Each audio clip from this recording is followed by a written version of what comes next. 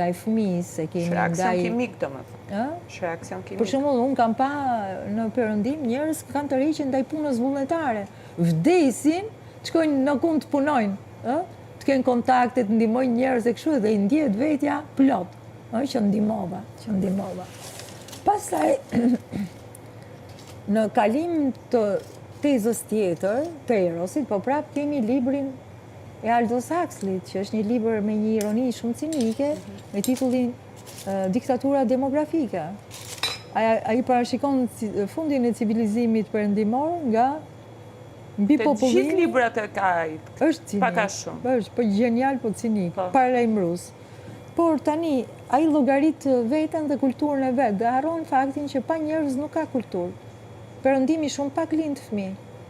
Kështu që janë emigrantët ato që po mbajnë kulturën e perëndimit. Duke përfshirë edhe këtë grup që ka ngel kesa u ku vjetër, i përshëndes edhe Hoxhën. Edhe, kështu që shumë interesante se dola në një dekalazh shumë të hapur, është çështja e Erosit. Dhe bashkë me të edhe çështja e së bukurës.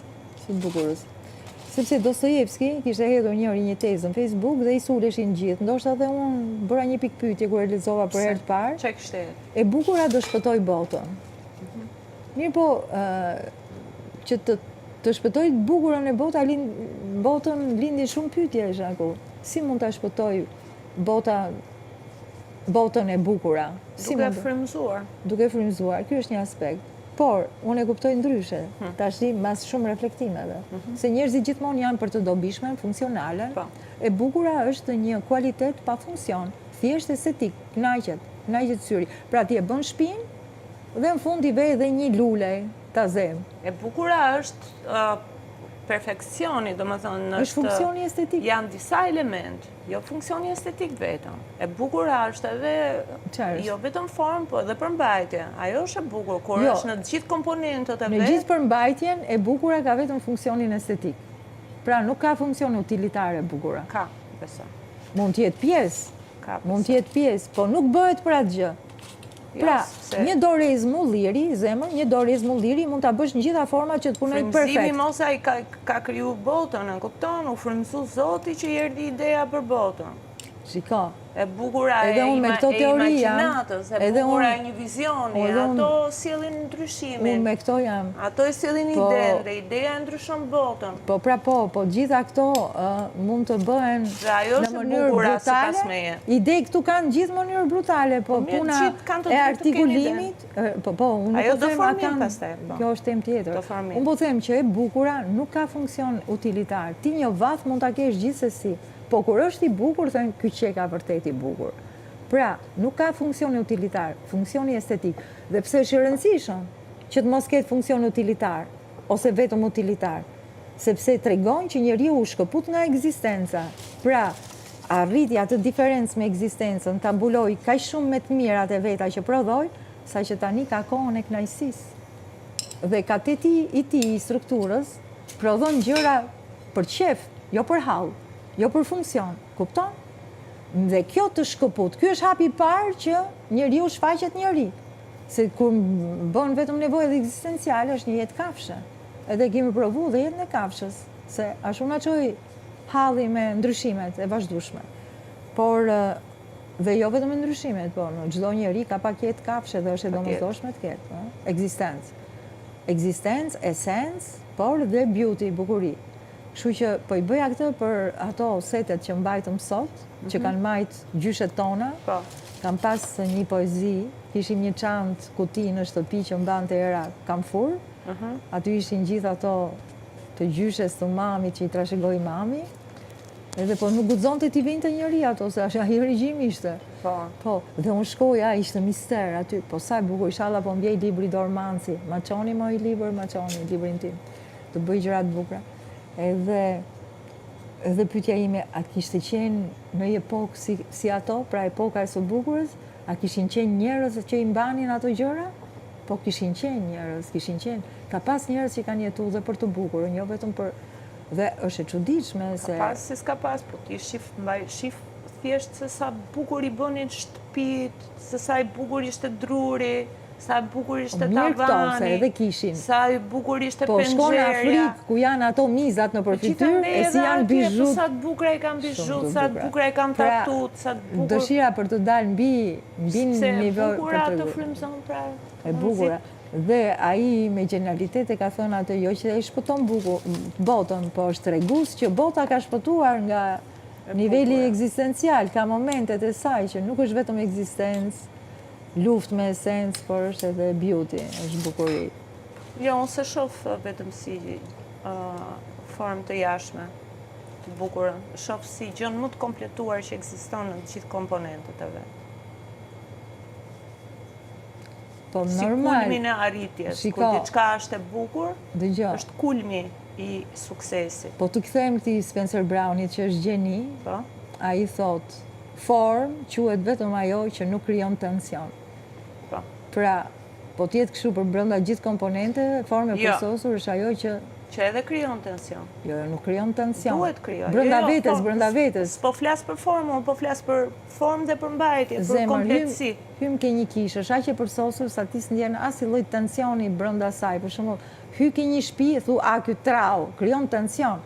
A kjo dera. Prandaj pra jo çdo gjë është e bukur, pra jo domosdoshmërisht një kishë është e bukur. Jo sepse duhet ketë edhe përmbajtjen brenda, duhet ketë edhe kontekstin, duhet ketë edhe historikun nga pas që t'jetë e bukur. Këto hyn ke utilitare, ke pjesa utilitare. Kompletësinë, plotësinë, tërësinë e një elementëve. Po, dakord. Ti thua që një grua s'është e bukur në shpirt, po mund të vishet bukur. Po kjo se bën të bukur. Edhe kjo nuk e bën të bukur. Për mua nuk është një grua e bukur. Dakord. Po unë po merja shembull tash se s'dua të anatemojmë dhe të karamohem me njerëzit, sepse secili ka drejt jetë ashtu siç është, dhe s'kam çaj t'i bëj.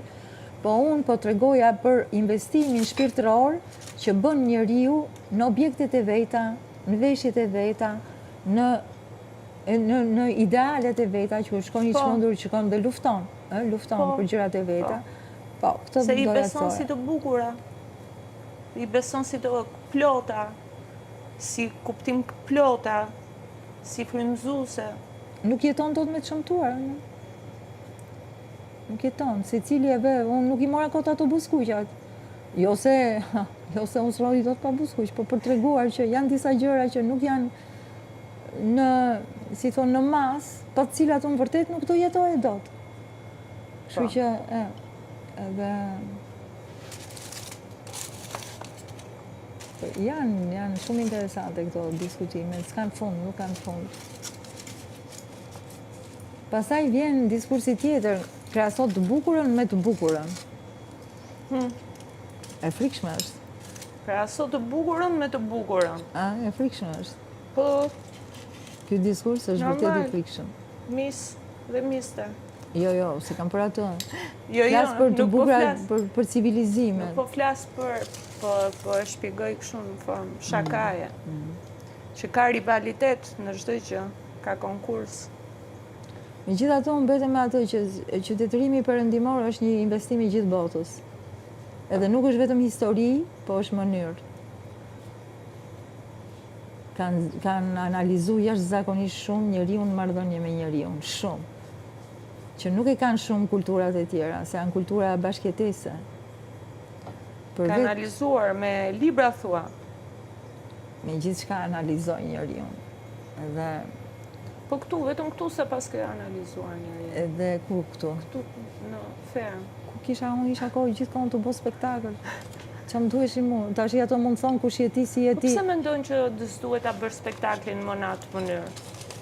Po sa ashtu... Pse mendojnë që duhet ndryshosh? Jo, sepse vazhdimisht po më thonë, je në rol, apo je apo bën. Kupton ka stile me moda? Jo, po çon si ka je apo bën. Ti shikoj që 19 puntata e ke marrë votat. Përse duhet ma bëj këtë pyetje? Do me thënë që diçka nuk është në rregull në perceptim. Po mirë, ti atë mund ta mendosh patjetër, por mbaj për vete. Jo, më s'kam se ta mbaj për vete. Jo, dua edhe unë kam nevojë për qetësinë time. Okej, dakor. Sigurisht, bësh një rol nuk je fash, je në tension gjithmonë, sepse ti asnjëherë nuk e di fjalën që do vazhdoj. Është jashtëzakonshme të hysh në një rol humori, sidomos që është kategoria më e lartë e gjithë prezantimeve. Për shembull, unë këtu jam shumë e qetë, sepse sado i vështirë diskursi janë gjëra që unë i përfit edhe i ndjej në organizëm. Kurse në elementet e humorit, për shembull, çfarë mund të kem bërë? Kam imituar traditon, se si e percepton në tradit, në të njëjtin objekt, një njeri thjesht. Kupton? Po. Edhe jam rrokullisur në për ato. Po kjo s'do të thotë që unë jam jashtë vetes, unë jam unë. Prapë unë e bëj atë. Ose kur bëj një poezi, unë nuk jam në regjistrin e bisedimeve të jashtëzakonshme. Unë jam në një postim tani për të bërë maksimalen. Po kjo nuk më bën mua njëri rol aty. Kjo më bën mua, jo, kur bëj një poezi, jam njeriu im më i mirë. Pra, edhe njeriu vetë. Është shumë e vërtetë aty të gjërat që tu mund të ketë dhe njerëz që janë si jashtë si mrena, se kanë konceptin fare të performancës, se çfarë do të thotë një show. Po një njeri që e ka, e di shumë mirë se çfarë do të thotë një show. Dhe nuk kam asnjë kritik, faleminderit, por me që u hap shumë muhabet, thash dhe unë bëj çik relax. Kam risku shumë, bëj çik relax dhe të vazhdoj, po punoj në një regjistër më të qetë, më të sigurt, më qytetar, që vërtet s'bën për qeshur, por ndoshta të ndihmon shumë nga ana konceptuale dhe hap debat edhe me veten. Njeriu s'është e thënë të hap debati me tjetrin dhe me gjithë botën. Përthit diçka dhe ndryshon shkallën e konceptit, që unë e kam me shumë kënaqësi. Çfarë tema s'ka, për shembull, një nga temat më interesante që unë kam studiuar është egoja, po e kam studiuar me browserin, me internetin. Si e ke bërë këtë? Për shembull, për të bërë aplikacionet që bëhen, se unë masterin e biznesit e mbarova edhe me IT. Po. Që s'm duhej fare ai master, me thënë drejtën, vetëm ta kisha që t'ju tregoja evropianëve që kam master, po ai ishte i jashtëm këtu, nuk ishte tjetër. Kështu që u futa edhe në ekonominë e bursës, edhe të IT-s, lëre mos e pyet më. Ishi një 2 vjet hell. Po që mu më bën shumë mirë se u determinova në një fushë komplet tjetër dhe harrova veten komplet, se vetja është belaja më e madhe. Po mirë, ti ke qenë mirë, je mirë në matematikë, në fizikë, në shkencat eksakte, kështu që se ke problem ti ato. Do me thonë, jam nga artistët e rrallë me shkenca eksakte 10. Edhe thash, unë do ta studioj egon, po nuk do ta studioj si që studiojnë gjithë këto. Unë do ta studioj me IT, se ne në IT kishim mësuar konceptin e egos, po shumë përciptas, kupton? Edhe u futa, e qita aty, e fusja në Google, ego, edhe ego të dilte me ato analizat psikoterapike, po ego të dilte edhe në konceptin e IT-s. Tani, për ato ishte një subjekt që do marri pjesë me një aplikacion. Edhe tani, aplikacioni dhe ai kishin mund të kishin divergjenca, mund të kishin koherenca, ai përpiqej tash që aplikacioni, që është një ego e ndërtuar, me këtë egon që ka vetë personi, të korespondojë